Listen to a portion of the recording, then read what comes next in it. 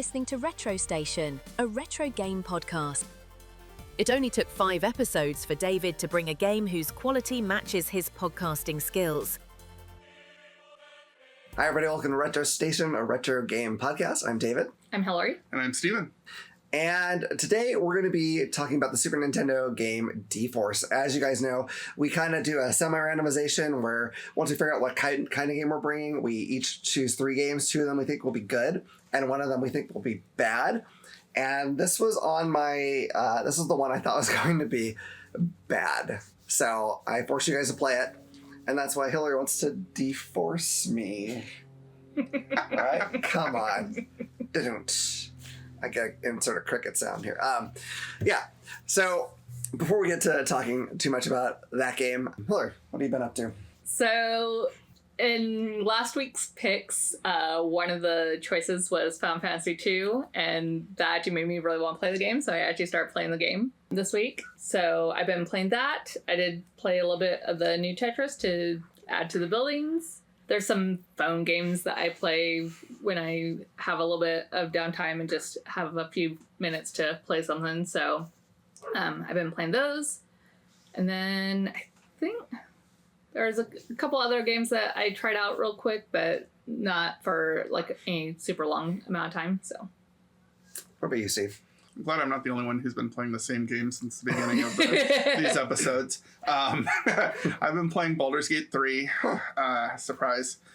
I restarted it again.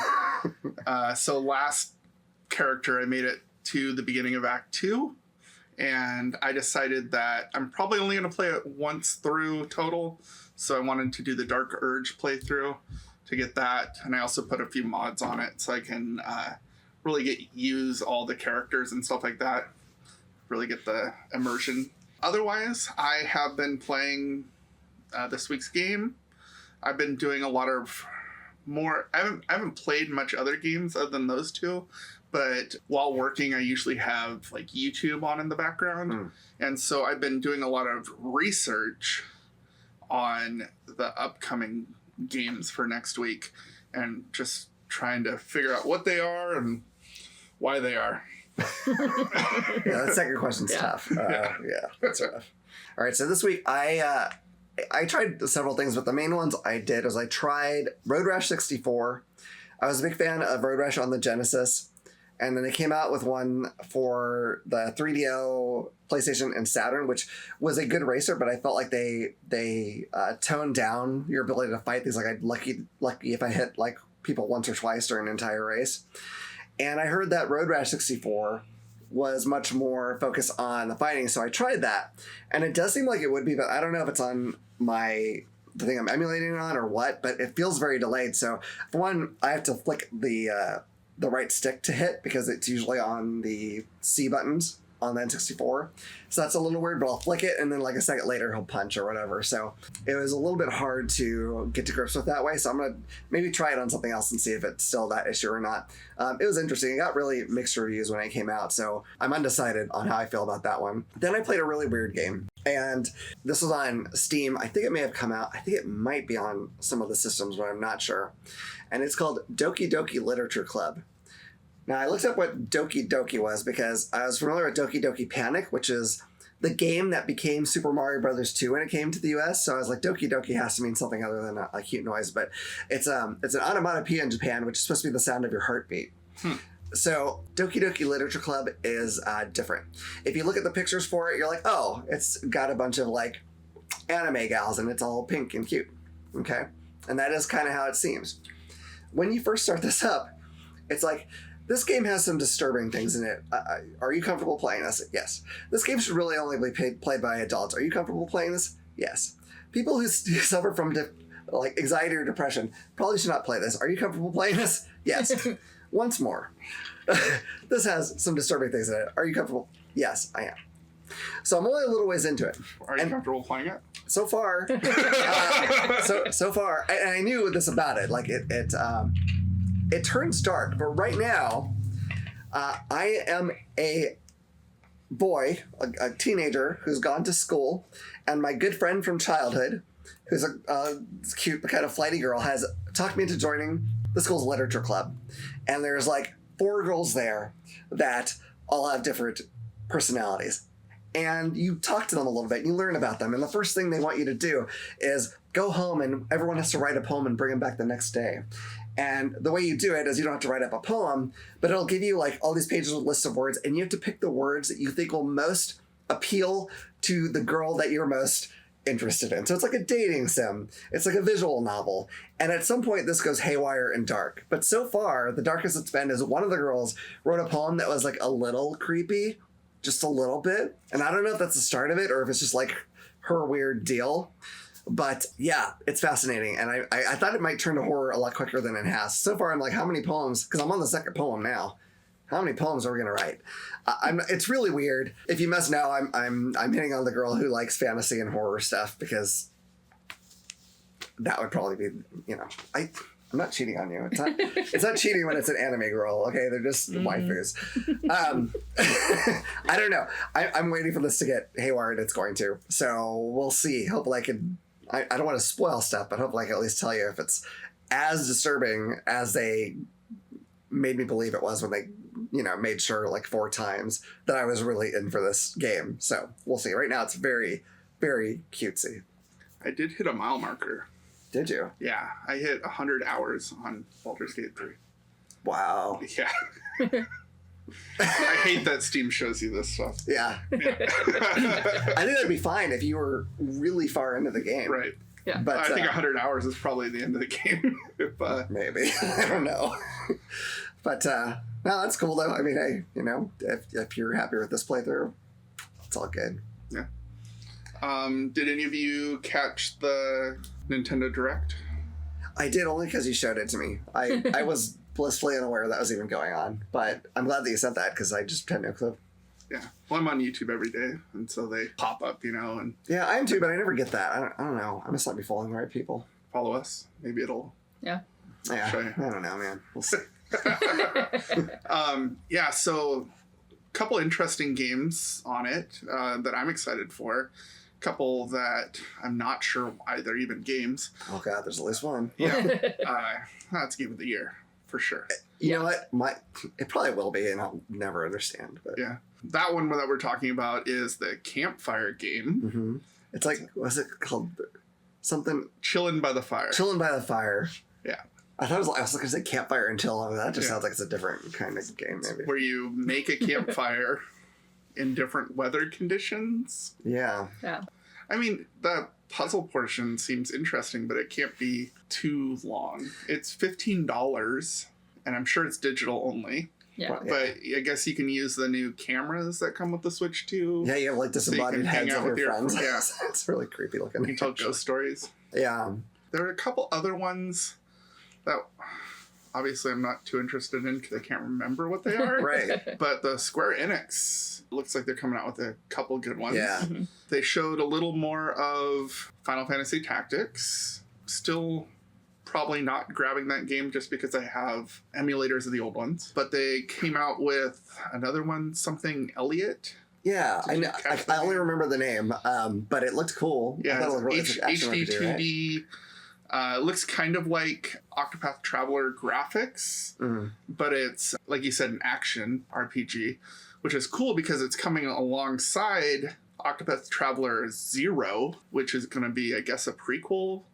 It's going to be a prequel, maybe to the same world, but they're not linked.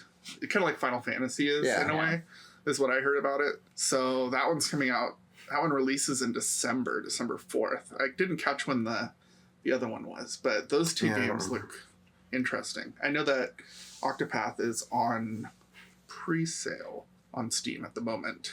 I thought those were great. Monster Hunter Stories 3 Oh, was yeah. gorgeous. Like I've only played a little of one of the Monster Hunters. Just they're. I don't know what the difference is between the regular Monster Hunters and Stories exactly. I can tell you. But go ahead. Yeah, but I know at least the regular ones are really big, like long games to really get into. So it's something I have to really decide I want to dedicate my time to. But that one at least looks really cool. But you can tell me what the difference is because maybe it won't Yeah. appeal. I've never played a Stories game, but I've done my research on them just to see if it was something that I wanted to do. It is So Monster Hunter Regular is an action RPG where you're grinding big giant monsters, obviously, to upgrade your gear and then, repeat. Yeah. Right. And Monster Hunter Stories is more of a surprise story. Huh. Yeah. But it's like an RPG, so it's like a turn-based. I don't know if this one's turn-based, but usually they're like your guys come out, so you and your monsters. It's more like a Pokemon type game. What do they call those? Monster. I don't know, man. Oh my goodness. Yeah. But yeah. But yeah, where you collect your monsters and then you battle with them. Well, that makes sense. They were all looking at the eggs and stuff and how they were hatching, and okay, that makes sense. Yeah, But I don't think they showed a lot of gameplay. If I recall, it was more of the. Yeah, I agree. A lot more screenshots. Oh, one of the ones that I was a little disappointed, but not actually surprised, is they're doing another Hyrule Warriors, which looks cool. I mean, visually, they're basically like a Zelda version of the Dynasty Warriors games, which are fine, but they're just these large scale beat 'em ups essentially, which is cool. But the ones I've tried all sort of feel like the same game to each other, and they're fun for a little bit, but I tend to get bored of them. So maybe the Hyrule ones are different. I haven't played any of those, but I was like, oh wow, is this actually like a Zelda like spin-off? And I mean, technically it is, but I thought it was going to be a new thing, and it's just the Warrior stuff again. So I don't know if I've heard that those are pretty good as far as, because I used to play, I can't remember, the original Warrior type games where it was like more of the ancient Asian aesthetic. Yeah. And those games were fun to like relieve stress and just swipe and kill hundreds of people. Wasn't really my thing, but I've heard that it gives you a little more alternate storyline to what's going on in the Tears of the Kingdom world. Okay. It might be alright. I'd say wait for it to be on sale, but Nintendo games almost never go on sale. It's insane. Drives me nuts. Yeah. All I remember is I used to work at GameStop for a while, and when the PS2 is coming out, we had a VHS tape that had a lot of the games, and Dynasty Warriors 2 was coming. And because there were like 7 playable guys and 1 playable woman, the announcers would be like, "These brave men and women are going to..." I was like, it annoyed the hell out of me every time. And I had to hear it every like 10 minutes or something. It was a lot. It was a lot. So the full title of the Elliot game is The Adventures of Elliot, The Millennium Tales. Okay. So it's a long ass title. Yeah. Madden, always exciting.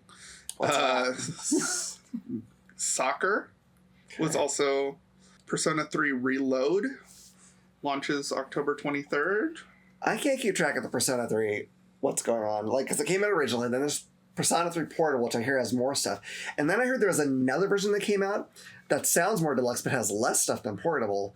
And I don't know where this is on that spectrum. I have no idea. Yeah, it's hard to keep up. Yeah. It's hard to keep up with those games that are like sequels, and then they'll like go back and remaster. I'm just wrapping my head around the difference between remakes, remasters, reloaded. Yeah. You know, like what do all these mean? Is there a different content? If I played it before, will it give me more info? Is it just better tune-ups? And that's what confused me about the Final Fantasy Tactics originally. Yeah. Is I heard one thing and then each additional thing. Apparently there's Star Wars Outlaws. Oh, yeah. For Switch 2. I've heard such weird mixed things about that on PC. Have you seen that one at all, Hilary? Just a little bit. I haven't seen too much about that one, but... It sounds like you're a thiefy type character, but I think I heard... It's weird, when it came out, I heard a lot of good stuff about it, and then since then, I've heard people saying that the PC one, at least, was very, like, buggy and had a lot of issues, but I don't know what they are, so... Hopefully, whatever it is, they'll clean it up for Switch 2. Plants vs. Zombies Replanted. I couldn't. I enjoy it on the phone, but I think it's more of a... It's a phone game. I mean, I guess the Switch 2 is portable. Yeah. So I guess if you want actual controls rather than screen touch. Yeah, paying probably like $20 for a game that you can... I'm sure it's more than that, but... yeah, probably. It'd be interesting to see. I mean, hopefully it's fun. I mean, I don't mean to be so negative. It's just that if it's like, I have this weird thing. Like, if it's a phone game, it's very unlikely I want to get it on my home console. It just, I don't know, man. Chronos. Oh, that was rad. The New Dawn. Yeah, I forgot Which about that one. I think is an older game for other systems. Is it really? But a new port for this one, I didn't really catch. I'm not familiar with that. That looked interesting because it's though. like it's kind of post-apocalyptic looking, and then there's creatures that you have to fight off. But if you if you kill a creature, or no, if you don't kill a creature, I think one of the other creatures can eat that creature and then become a more powerful abomination. And so you have to take care of stuff quickly, or it's just going to get harder and harder on you. It looks really interesting. I thought it looked cool, kind of spooky. Once Upon a Katamari. Oh, Katamari. Yeah. Katamari's excellent. Have you played any of those? Mm-mm. Oh, they're What are fun. they originally for? PlayStation 2 was the first one. Oh, so we could see it. Yeah. Yeah. I think it's come out for just about everything since then, I feel like. Yeah, basically you're kind of playing as a little alien guy, and you roll this ball around and start collecting things and to try and get the ball to a certain size. Yeah. It's a pretty basic game, but it has its challenges, and they're just kind of fun, relaxing games to play. I just love the quirky sense of humor in it because it is bonkers. It's really out there, but it's fun. I like those games a lot. Really, I think if they tried to play it serious, it would not work. I don't think. But the crazy humor in it, which I can't even begin to explain to you, but you just have to check it out at some point because it's worth trying. Yakuza 1 and 2 are getting updated for the Switch too. Those are supposed to be good. I'd have to play those on the TV, and I don't think those are likely kid-friendly, so I probably will not play that on Switch 2. I know it's on PC, too, so I might do it that way. But they should be good. Should be good games. Pac-Man World 2 repack. I thought that looked cute. That looked all right. I don't know. I didn't play Pac-Man World, really, so... Just Dance. It's coming out in October. How about you, Hilary? For the I dancers. haven't done it. It's probably good exercise. Yeah. Apex Legends. I never messed with that. I don't know too much about it. I want to say that not in the English Direct, but in the Japanese Direct, there was something about Dragon Quest 1 and 2. Oh, they did that, the HD 3D, they did with 3 and 4. Really, they did 3 and 4 first, I think. But that's real. I haven't seen the 1 and 2, but 3 and 4 at least looks really pretty. 1 and 2 are they're real basic RPGs, though, so I don't know if they're going to, step that up for these remakes, or if it's still just going to be, grind, fight a boss, grind. Which, I mean... That's what we love. I don't mind it, but, depends. We'll see. Well, I think that was it. Or at least it worth talking about. One thing that was baffling me this week as we record, it'll be kind of old news by now, Atari is putting out a reissue of the Atari 2600, sort of. It looks like the original one, but it's bright yellow. This one also can play the Atari 5200 and 7800 games, which is cool. It looks really neat visually. It has Pac-Man and the Ghosts on the front of it. You can get controllers that are themed after each of the different Ghosts of Pac-Man. Really neat. I'd like to remind you, this is something that plays Atari 2600, 5200, and 7800, and they're selling it for $170. That's without a game. They're re-releasing 5 games. One of them is a redo of Pac-Man, because the Pac-Man on Atari 2600 was infamously bad, and some credit it as part of the reason why the video game crash happened in 83. So they redid that, but those individual games cost $35. The controllers cost $30. And do they play old games, or is it a whole new? No, you can. cartridge? Yeah, if you.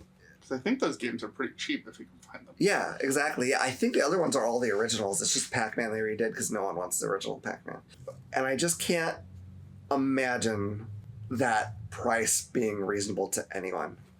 As cool as it looks, it does look cool. Especially since you can emulate usually. Yeah. You can. It's for the collectors. It has to be, but that's just so. That is so incredibly high. But do collectors like new retro systems? I mean, if I had Just to complete. I guess. if I had endless amounts of money, I'd like to have it, but I can't. If it was $50, I'd be like, okay, because I understand that it costs money to produce these and whatnot. If it was $100, it might be interesting to look at. Yeah. But no, I can't. It's so insane. I mean, what did like the mini Super Nintendo and Genesis, those were all like south of 100, weren't they? Yeah, I want to say like $60 or so. And those had a lot of games loaded in there. And you could mod them and put other games on there too if you like. So I don't think it just baffles me. I've been baffled all week. Every time I think of this or see it on my Facebook feed, I'm just like, that looks neat. And I would have to be so much more rich than I am to justify spending that money. Like, more than just being able to afford it, I'd have to be like, I don't know what to do with all this money I have. What am I going to do? That's how rich I'd have to be. I don't get it. Did you see the new, I don't know if we talked about it last week, the Lego thing? The Lego Game Boy? No. Oh, yeah, I saw that. I didn't see that. Yeah. That's pretty cool. It tricked me in the beginning. Yeah. Because I thought you could, like, build around a actual working thing. But it's just a collector's thing that you can put on your shelf. And apparently they've made I know they made an NES one. Yeah. And they made another system, probably the SNES. Yeah. But now it's the Game Boy, so you build your Game Boy. It looks just like a Game Boy, to be honest. And I think the buttons really push and the switches really switch. And then it comes with 2 fake games. And then like screensavers, basically. Yeah. So, but they actually insert, and then you get little screens that you can pop in and out. Yeah. So That's they're kind of fun. I can't remember what the games were. I think one's Zelda and one's Mario. Yeah. But interesting if you like Lego and you like Nintendo things and you like collectibles. Mm-hmm. Yeah, it would be cool And if you have could money. actually use it. If they could make one that you somehow build out of Legos around the, electronic stuff, that'd be neat. But I want to say that's in like the $50, $60 range. yeah. Yeah. That's kind of, I mean, for a Lego set, that's not super shocking, really. Yeah. So Yeah. not bad. I think Legos are only like one of the few things that increases in value nowadays. Yeah, I've heard like some like individual pieces will sell for a lot because they don't make that color anymore or that shape in that color, and I'm like, wow. I wish I had time and space for Legos, but I don't. So I think that's all the news. that's all I can think of. Yeah, 3-week-old news. You heard it here 15th, probably. You know what? That's congrats. There you go. I think this should come out before some of those games actually do release. Yeah. Oh yeah. Not Chilling by the Fire. You should be playing that already. It came out. How much does a bundle of logs cost? Any idea? I haven't bought one in a long time. Probably around the same price as that game. Okay. Yeah, 10, 15. I was gonna say I think it was like $15. Well, I guess in the game you can do it multiple times, so you only pay the 15 once. Well, then you don't have to go outside. Yeah, that's true. Do they have I wonder if they're gonna have microtransactions for like better logs or like things to help start the fire. I hope not. That would be garbage. It's already iffy. It'd be cool if you could like microtransactions to like send rain over to your friend's fire. You can watch their face live as it starts raining on them. See, now that would be worthwhile. Yeah. I might actually buy that one. I can pull that up. Oh, someone write to Nintendo or whoever's making that thing. A PvP campfire. That's perfect. All right, we're ready to talk about this game. It is a game, and we played it. We did play it. Yeah. So this came out, or was published by Asmik on December 20th, 1991. It's called D-Force, which in other territories was called Dimensional Force, which kind of makes more sense in a way to me because you're jumping all over the place. This came out basically 4 months after the SNES release because that came out August 23rd, 1991. And as you might have caught, this came out 4 days before Christmas. So some kids probably got this for Christmas. Although, did they? Because I feel like back in the day, a lot of parents got their shopping done. So, like, unless the kid like actually asked for this, There have to have been like the late buyers, though, you know what I mean? Who are like, oh, you're out of Mario? Oh, what's that? That help? Yeah, my kid likes helicopters. That's cool. Yeah. So. Or dinosaurs. Or dinosaurs, yes. Spoiler. Those, they're in there too. That's so that company, Asmik, they were known for doing mostly budget titles. This was actually a higher budget title for them. This is, I think, one of the ones where they're like, we're going to get serious now. And this is what they came up with.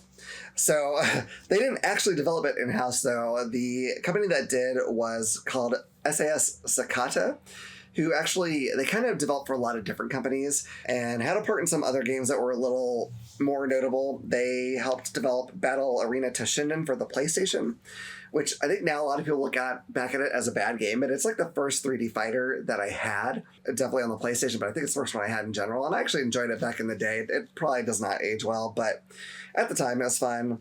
They made WWF Raw for the SNES and Genesis, which was supposed to be a decent wrestling game, and WWF Betrayal for the Game Boy Color, which is actually a beat-em-up starring wrestlers, which is all supposed to be okay. I haven't tried either of those, but, that company made some things. All right, so the basic plot is in 1991, which was the year it came out, they weren't even trying to predict the future. They're like, this is now. This is now. So dictator in the Middle East decides to wage war on the world. So you take your nuclear Apache helicopter called D-Force to stop him. And this guy, in addition to having his regular military forces, also had chemical biologists who created super dinosaurs to defeat you. At least that's the story in the US. They were trying to do a thing where you were like going between dimensions, and that's why it was called D-Force initially, or in other places. But I don't know if they ditched that just for us or if they did it everywhere, but it wasn't coming together like they liked. So I guess this is better, since you don't feel like you're helping dimensions as much as like you're fighting jets and now you're fighting dinosaurs. I don't know. But I'm assuming the story was in the pamphlet that you got with the game, because I did not see any story. Yeah, I was going to say, I played that game. I downloaded the instructions and read it. Also, I don't remember what it's called, but you could pay to join a club for ASMIC. And then you could talk to them on the phone and they could give you tips on this game if you liked. Okay. Yeah. Great. Get right on that. Dodge the bullets. Yeah. Don't get hit. Shoot them. Duck, dive, dodge. Yeah. There is actually a tip thing in the back that tells you about the bosses and some of their, not really weaknesses, because you're just shooting Right. the same thing, but what they're about, I Tells guess. you the one button you're supposed to push. Yeah. Yeah. So, God, who wants to start with this one? I have the How Long to Beat, Okay.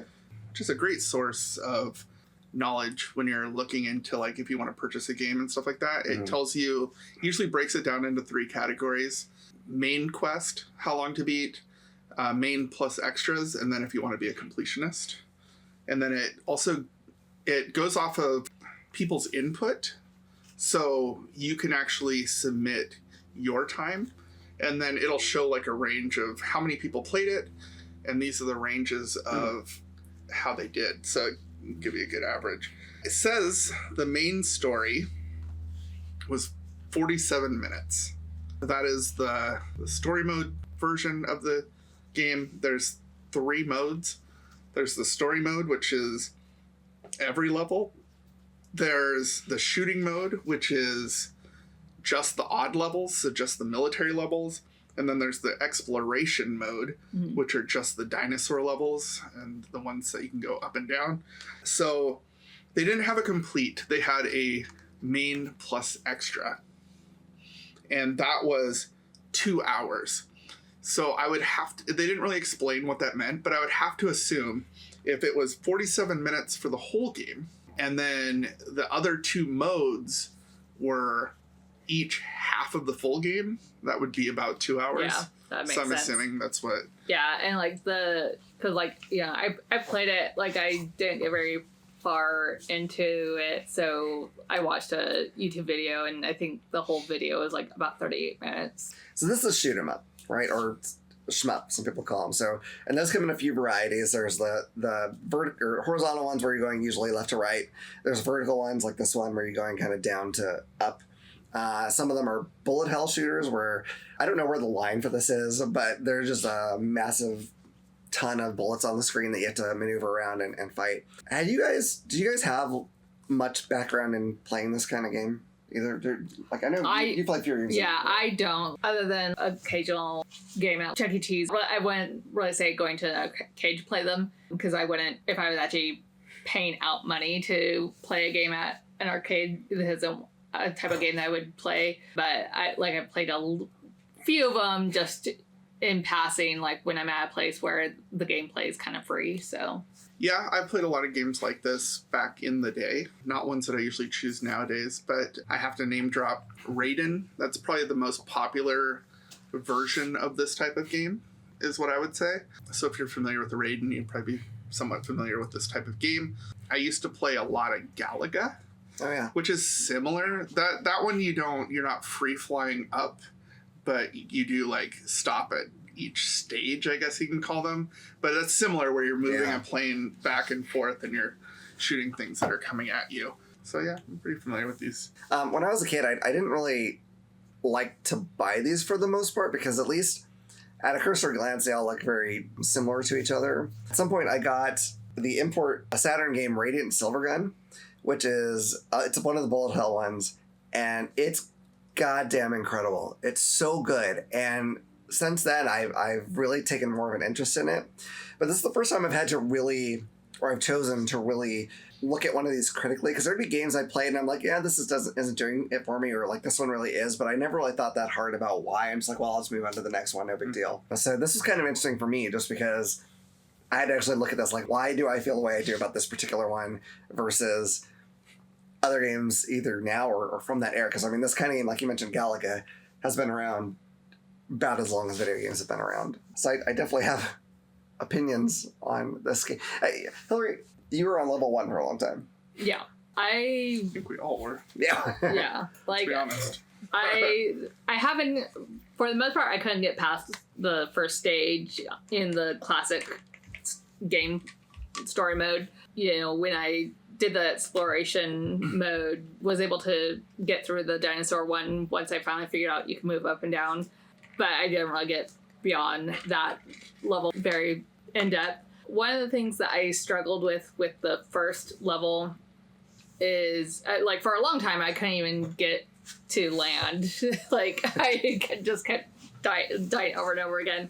When it was started to kind of go into the ships that were just berating you with bullets, I was having a hard time keeping track of where I was at. So, like, yeah, like the format of this game was difficult for me. I think the other shoot 'em up type games that I've done have, for the most part, all been kind of more side scroller. So your visual space is laid out a lot differently. So trying to kind of figure out where I needed to be, or a lot of times there would be like a stray bullet that was still on screen that I didn't see, and so I was trying to move out of the way of one of the planes, and then would run into the stray bullet that was still on screen.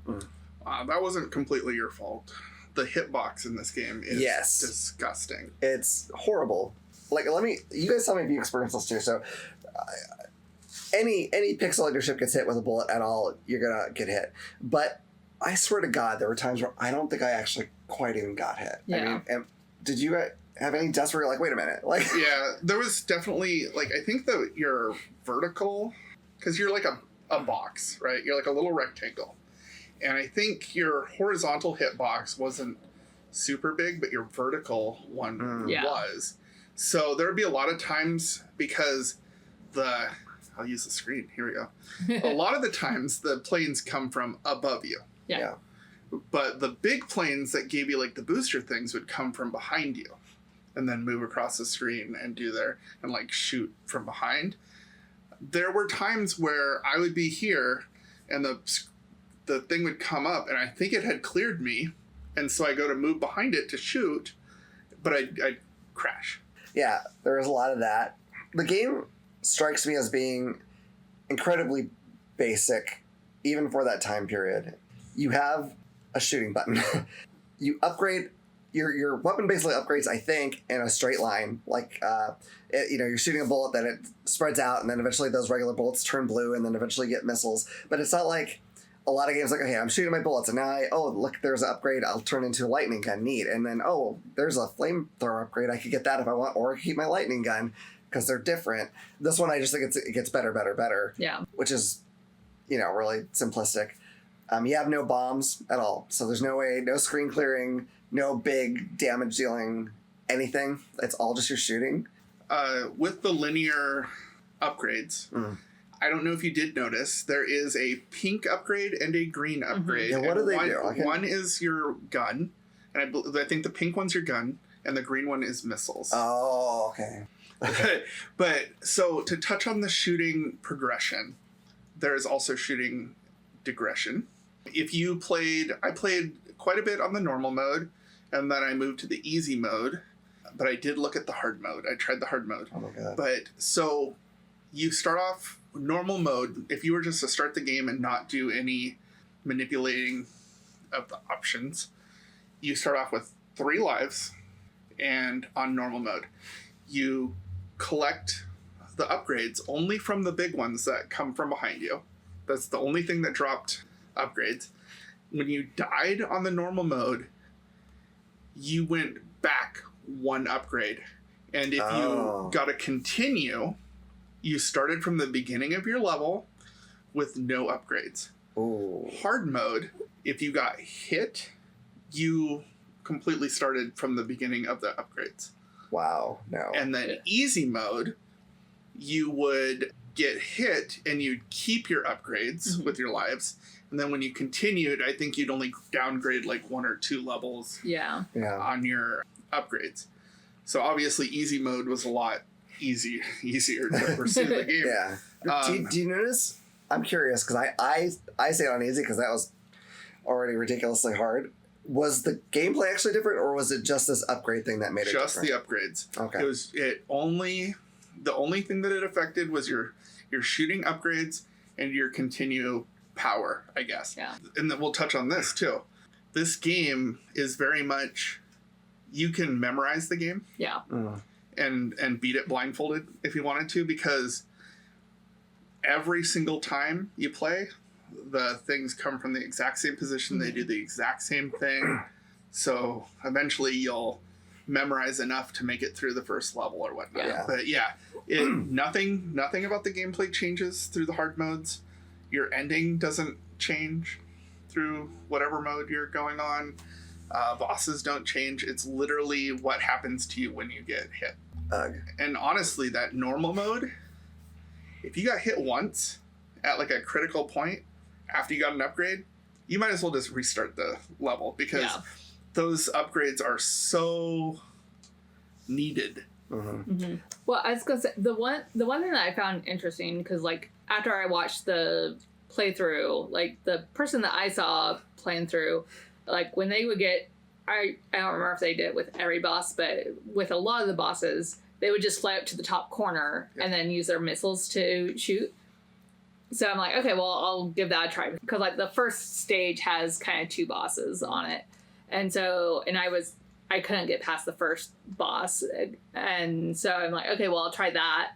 And the boss still was able to come over and hit me. Yeah. But it didn't do that on the video that I watched. So I wasn't sure that was a emulator problem or.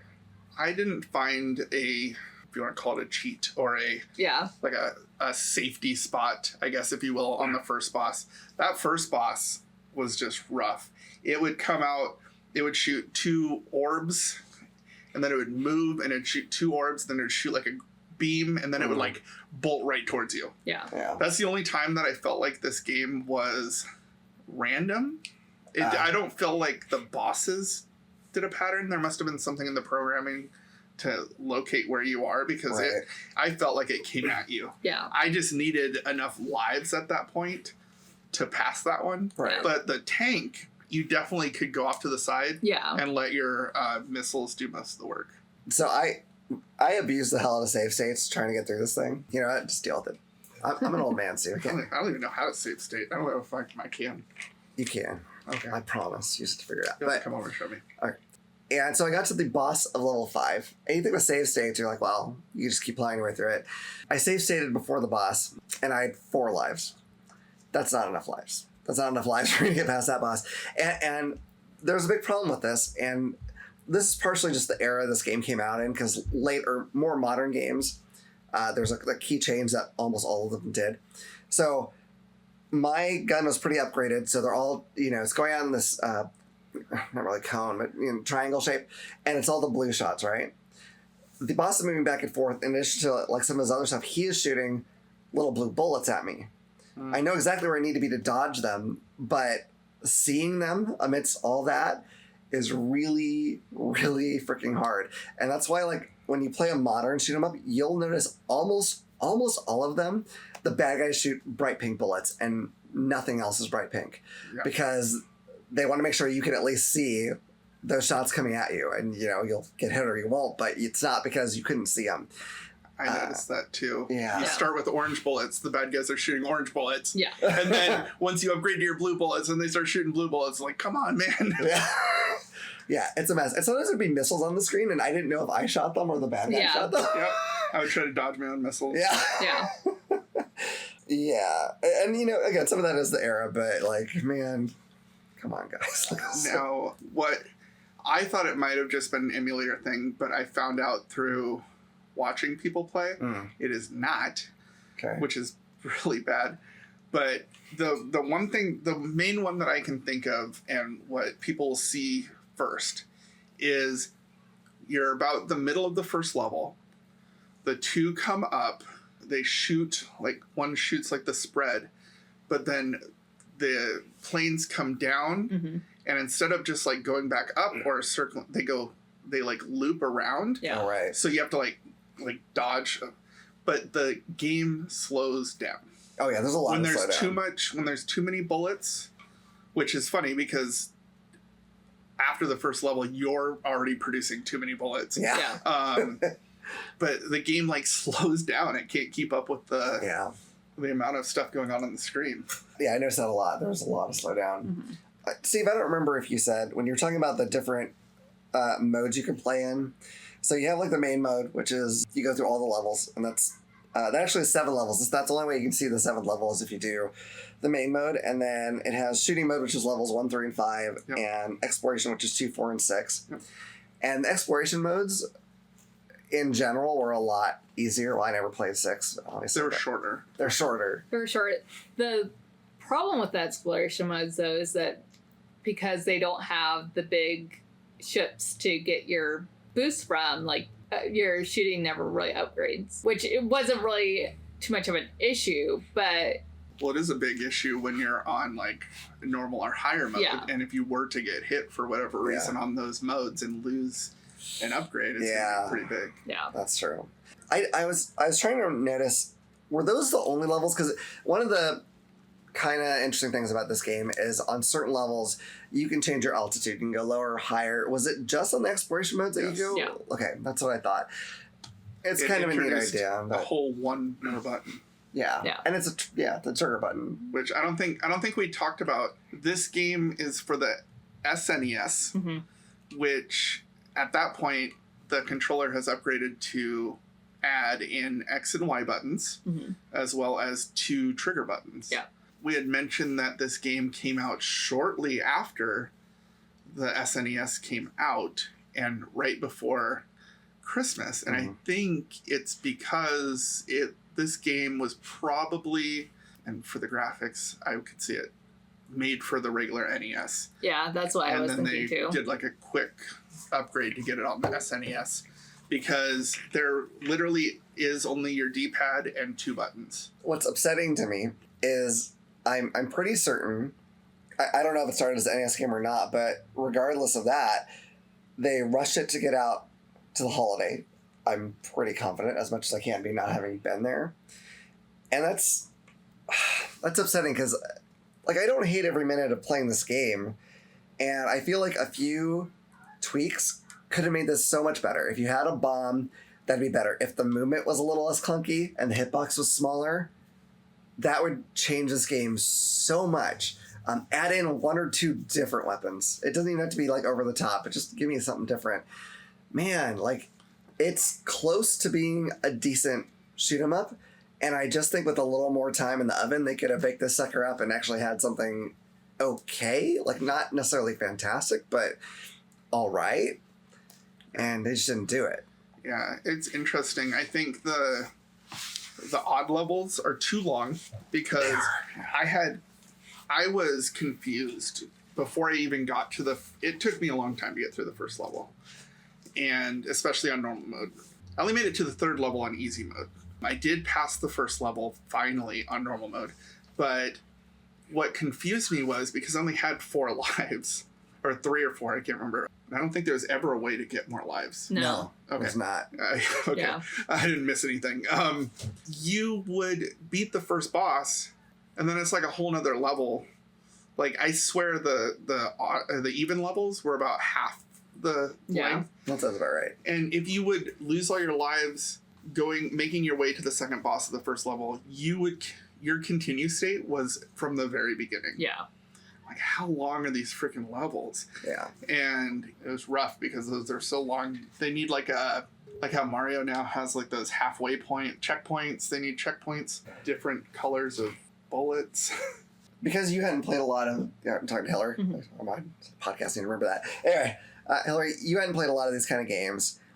What I did, because I was curious, I looked up other games that came out for the SNES of this type that came out in 1991, okay? So there was a few. There was UN Squadron, Darius Twin, Gradius 3, Super R-Type. I'm going to say right up front, every single one of those is better, but you and I played Darius Twin. We played, because that's only one of those you can play 2 players at once. We're not going to go into too much detail on that game because who knows, we'll cover it someday, but did you feel that was noticeably better or worse or the same or what? It was definitely better. And, some of that is like, because that one's more of a side scroller instead of bottom to top. So, I think visually it was easier to keep track of. There was quite a few things that just made it visually a lot easier to keep track of. It was still a difficult game, like a hard game, but I felt like I was actually progressing, where in DeForest, I didn't feel like there was a lot of stuff that I could do to progress other than just keep trying over and over and over again. But like I didn't really necessarily feel like I was getting better at the game. Where Darius Twin? Yeah, Darius Twin. Like I felt like I was actually getting better at the more we played it. Something I didn't mention on the even levels, so the dinosaur levels, I felt like going up and down, cool, right? But you could skip half the level if you wanted to. Yeah. There was no point in going up and down if you didn't want to. Other than the final dinosaur. Yeah. So I got to the final dinosaur, I was up. Yeah. And I was like, why am I not doing anything? Yeah. I know. The first time I did that, like, I didn't realize that you could go up and down. But they were also not doing anything And to me. so, yeah, and like I got to the final boss, I'm like, I thought it was a problem with the emulator. Yeah. I'm like, okay, like there's no way, like I'm not getting hit, but I can't hit him at all. And then like I had like 1 life left. So I'm like, okay, there must be another button that does something. Yeah. And I finally realized that I could go down, and I went down like right as the dinosaur was attacking. So I died like right away, but Yeah. The dinosaur was one that you could cheese. Yeah, he You was just easy. you go over by the head, Yeah. and the tail would like come right over to you and not quite make it. Oh, see, because that's the only boss that like telegraphs his moves, because he would do something, I don't remember, he did something with his tail before he was going to hit you with it. So as soon as he did that, I would just go up, let him do that, and then I'd go down, just keep shooting him in the face, and I'd go up and down, and I just... But there was a spot that you could sit and not do. That'll shock me somehow. Yeah. There was one other thing that I felt like I didn't feel like the upgrades. So like the upgrades, you start off with orange ones and they spread out. Right. Then they upgrade to blue, but did the blue do anything? Because I felt like there were no hit bars on enemies. yeah. Yeah.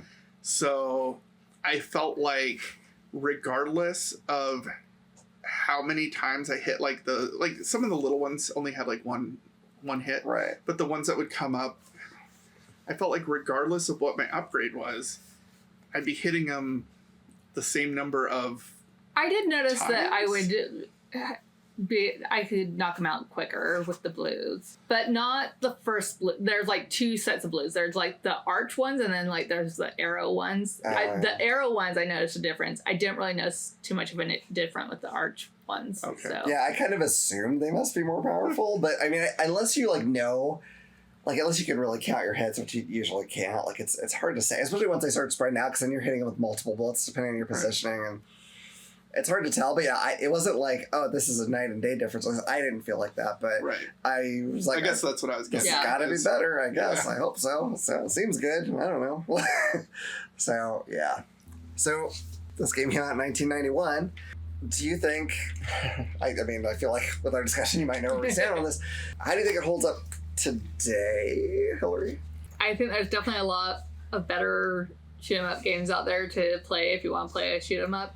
I think the idea behind their exploration mode is kind of interesting. And so, like, if you can find a way to play this game without really having to pay out money, borrowing it from somebody or something, I think it's an interesting game to try and kind of see what could have been.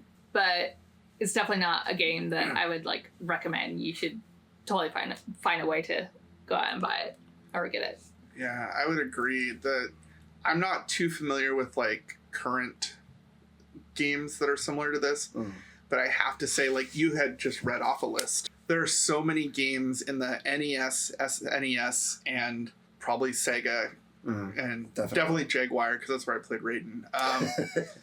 Era that are already so much better than this. Yep. So if you're even going to go back to the retro, there's already so much better than this. I think as far as, like, I felt like the only thing that was driving me to play this game was that it was pissing me off so much. Yeah. It was like, and the fact that you could, like, memorize the things. So I was like, I would die, and I'm like, I'm going to come back, I'm going to get that guy. And so, like, just progressing that little bit forward, every time that I died was like one of the few things that kept driving me to play this game. Yeah. You made a great point, because it'd be one thing, this came out early in, well, it's Super Nintendo, 16-bit era. I think the Genesis came out early, but whatever. If, the 16-bit shoot 'em ups were in their infancy, and this was, like, good for the time because it advanced so much over what had been done before, I'd be like, all right, it's an interesting step in history, so I get it. I still wouldn't say play it today, but I'd get it. That's not true. Play Life Force on NES. Way, I mean, probably like 90% of the shoot 'em ups on NES are way better than this. Like, honestly, maybe this might outdo some of the ones on Game Boy, because it's hard on that little screen to pull these kind of games off. And that's the only reason. It's not good, and it makes me even more mad, because I feel like just a few little tweaks and it could have been at least a lot better. Maybe not great, but okay. Like, I wouldn't be mad if I bought it if they just made these little tweaks. And as it is, man, I feel bad. I feel bad for you, Hilary, because I'm like, what a crap version of that type of game to be, like, one of your first ones. Like, that's, Well, it is David's fault. It was on his list. It was my bad choice. I honestly, though, I think if we would have gotten Battleship, it would have been just as bad. Probably, yeah. I mean, it's not the worst game on the system or anything, but it's the worst shoot 'em up that came out that year for the Super Nintendo, for sure. As far as replayability, the difficulty levels doesn't give you any different story. Yeah. If there was no story that I caught on, it would just be, and it's not like you can speed run it.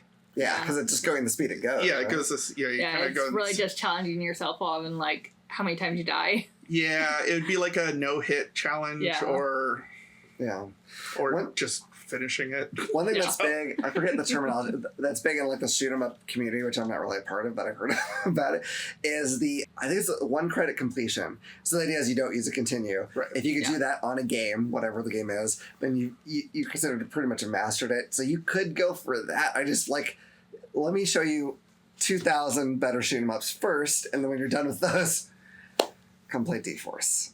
There's so many better choices. I wouldn't waste your time. Play it so you can say that you played it.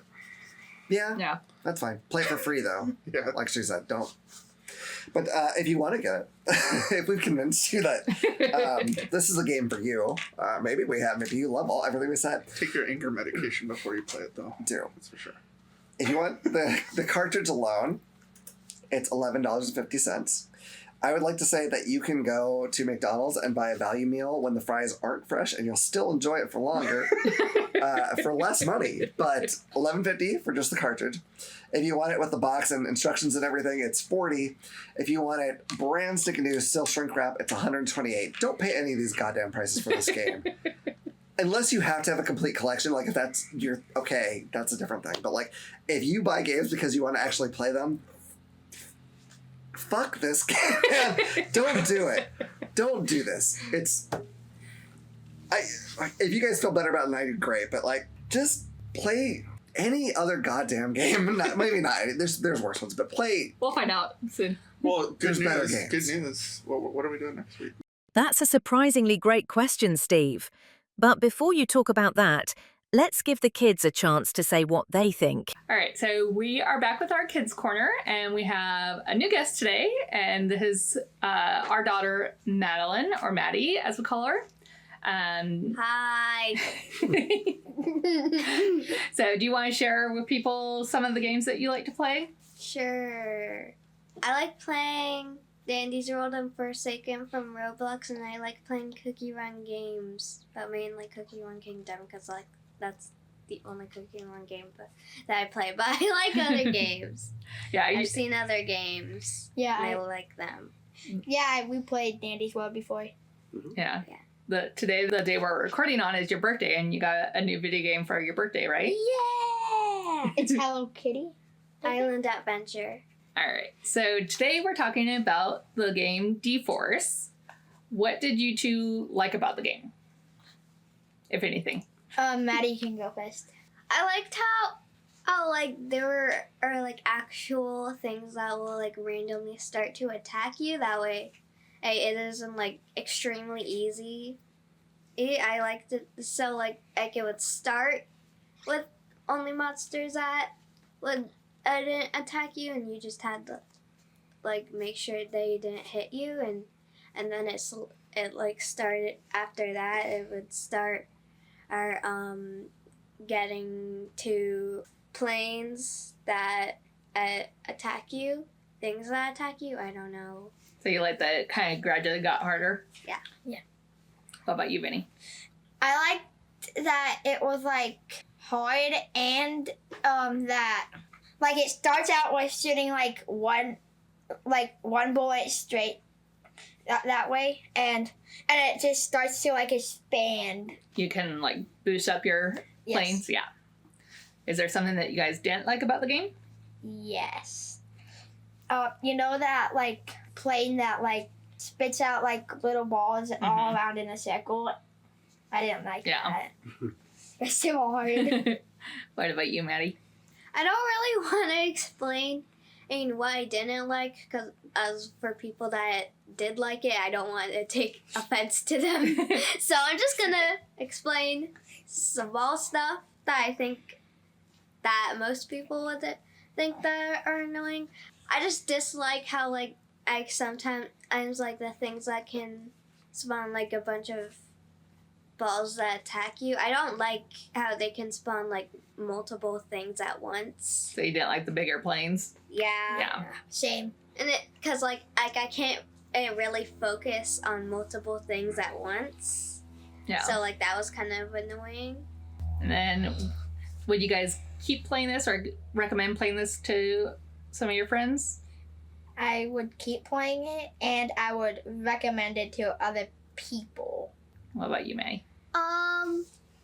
I would probably play it at some point again in time. But probably not a lot, because I don't like extremely challenging games. But I would recommend it to people that like playing hard games. Fair enough. All right, thank you. Thanks for giving us your guys' input. And now, back to your regularly scheduled nonsense. Next week. Okay, so we had pulled that we had to choose from, or that our choices were going to be the 9 worst reviewed NES games. Now, I was hoping to do that via Metacritic, but they don't really have a compiled list like that for a system that old. So I actually went to ChatGPT and I was like, well, what is it? And so it compiled like worst of lists from a lot of people and came up with 9. And so usually what we're going to do initially was we'd each vote for one and then we'd randomize as per usual. But the problem is a lot of these games are really hard to get far into at all. Not even because they're not enjoyable, but because they're stupid hard or the physics don't work. And so it's hard to make an entire episode over, I would say, at least the majority of them. David didn't want his to get picked and then blamed again, like this week. The one I want to get picked is one of the awful ones, but we'll talk about that one in a little bit. So what we're going to do instead is we're going to play all of them, because again, a lot of these we're just not going to get that far into. And we're going to give you like a really brief, because these are all bad. Like, they're all bad. There's a couple that I've tried them. There's a couple that I think had potential. We'll talk about that kind of thing too. But let me tell you the games that we are covering Oh boy. This is like reading a list of diseases. We have... The first one is a disease. Yeah, we have Dr. Jekyll and Mr. Hyde, Mickey Mousecapade. This one's maybe controversial. Castlevania 2 Simon's Quest, Deadly Towers, Hydlide, Where's Waldo, The Adventures of Rocky and Bullwinkle and Friends, Friday the 13th, and The Uncanny X-Men. So, that's what we're going through this next episode. Yes. So, are there any that you're kind of excited to try or talk about, or ones that you're really not looking forward to? So we didn't decide that the way that... So normally we tell you what's coming. Mm-hmm. And then over the week, we research and we pick 3 games and we tell each other, and then I change at the last minute. Yep. And then we kind of talk about that, we vote, and we find out what we're doing, mm-hmm. right? This, we didn't find out until like maybe middle of the week that we were going to all just play certain games. Yeah. Play all the games. So we were kind of deciding on that. So I had kind of looked at reviews for all the games to see like which one I least like the best. Yeah. Yeah. So I got little snippets, and I think I looked at all of them except for maybe Rocky and Bullwinkle. And I've only played one of these games out of choice. So I think from the brief interactions that I saw, Mickey and Minnie's Mousecapades looked okay. Like, at least the graphics looked okay. Castlevania has Castlevania in it. That's gotta be somewhat decent. The only one I've actually played is Uncanny X-Men, and that was horrible. And then the other one that looked really bad and so sad because it's like one of the only RPG games on there is Hydlide. It looks bad. I will say, like, part of the reason why it came up, like, let's just play them all, is because I was having a really hard time figuring out which game I was going to vote for. Mm-hmm. And so I'm like, okay, I'm going to just try each of them to see if there's any of them that, like, I might want to try and play, like, more of. And I don't really have high hopes for any of them. You know, I was just playing, like, 2 to 5 minutes of each game, and I still could not figure out which game I, like, would want to play more of. So I was like, you know what? I think my vote's gonna be for us to just try them all, because I think it'll be hard to do a deep dive on any one of these games. So I have tried them all, and I can't do the first important jump in Rocky and Bullwinkle. I can't do it. We'll talk about it together. But yeah, I don't know how I talk about that for any length of time. Like, yep, that jump sure is. I got stuck 2 minutes in. Like. Yeah. So next week might be super long as we deep dive into all of them. I'm not deep anything. Could be super short. I think I don't know. Okay, to answer your question, I am excited to talk about the X-Men because I'm mad that they did this to my X-Men. I'm mad. And so I will have some thoughts. And there are 1 or 2 that I think either had or have potential that I'm willing to give a little bit of positivity to make up for that, whatever I'm going to say about the X-Men. And I don't know if I should say yet, but we'll get there. There's a couple. Are there any that you are now looking that you couldn't choose before? You basically got in front of you. Here are 9 plates of different turds. Which one would you like? And you said, I will just sample each. So, is there one though? They're like, well, before I lose my appetite entirely, let's try this one. What's the God? So I feel like the one that I could probably dive into a little bit more is the Mickey Mousecapades.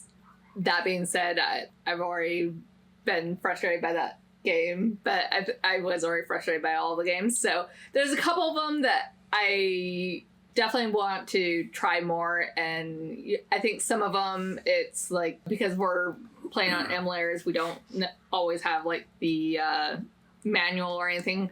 So some of them, I think we're gonna have to try and see if there's a way for us to find the manual to get farther into the game. But just picking up and playing, some of them are very unplayable. I will say, if I had no research on any of these, and I was to make my vote for which turd I would choose, I would have voted for Castlevania. Yeah, Like, understandable. Yeah. because of the name. If afterwards, I would have picked Highlight, just because it's the only RPG in there, even though it is a stinky turd. Oh, just wait, buddy. Yeah. So I'm excited that I get to try all of them in a way. Yeah. It'll be fun to talk about them. It will Yeah. be.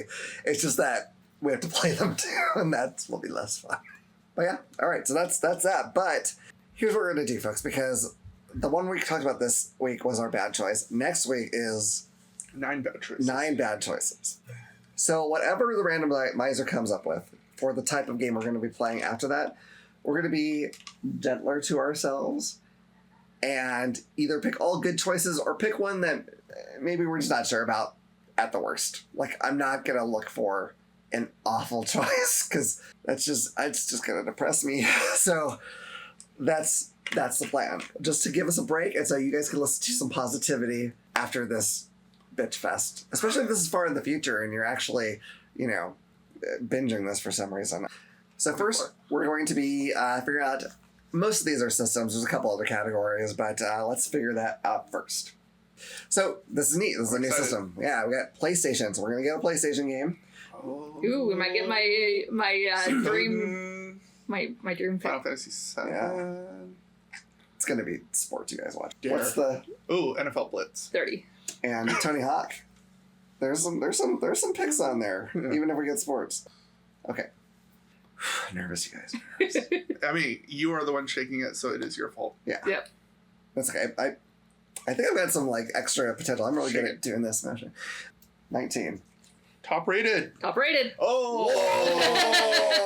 We don't have a Nice. choice. We can't even pick a bad one if we want to. Well, I guess we might not like them, but at least in general, they're good games. I think, because honestly, the top rated, oh my god, the top rated PlayStation games. Yeah. I mean, Final Fantasy 7 is going to be in there. Is that a big one? Probably Suikoden 2 is going to be in there. Possible. There's going to be some great ones. Not as a for sure. But if we're only doing top 9, do we want to try to hit more than one? Do we want to each take one game? I don't know, because they're going to be good ones that we actually want to keep playing. I guess Yeah, we're just I think we can do a deep dive and we'll just Yeah. vote. I want to play them all. Do we want to? So you're predicting Suikoden, Final Fantasy 7. Final Fantasy. And what else did you say? There's definitely Final Fantasy 7. Yeah. Top rated. In PlayStation? Yeah. Definitely. Suikoden 2. Suikoden 2. That is easily a big one. I think probably Gran Turismo 2 will be in there. I don't know. Do you think of any others that for sure? I mean, there's a lot of great games, is the Yeah. thing, but now I'm blanking on literally every single one of them. I feel like I don't think Mail Heart's going to hit it, sadly. no, probably not.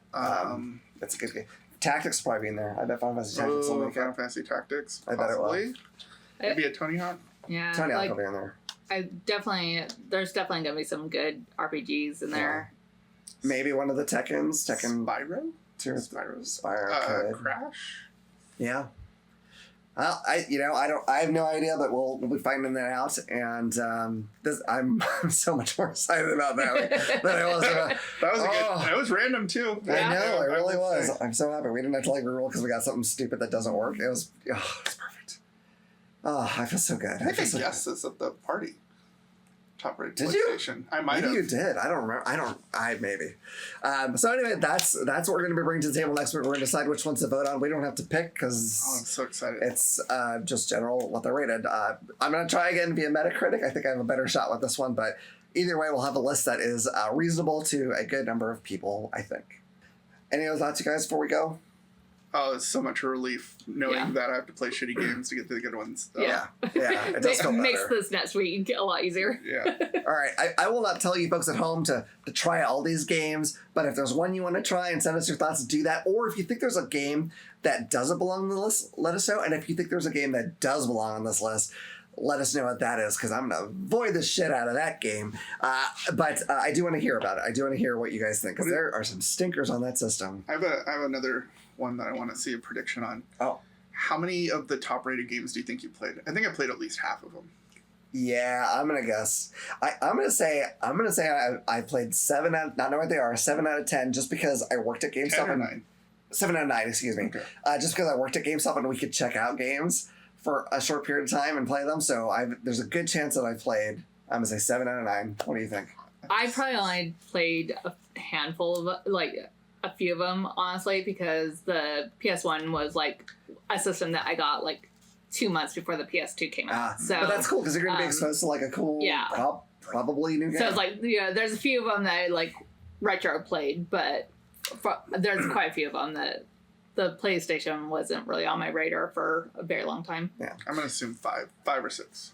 Okay, well, it's always darkest before the dawn, and it's going to get really goddamn dark. But join us again. We'll talk about these shit games, and then we'll be really happy, hopefully, with whatever we get for the week after that.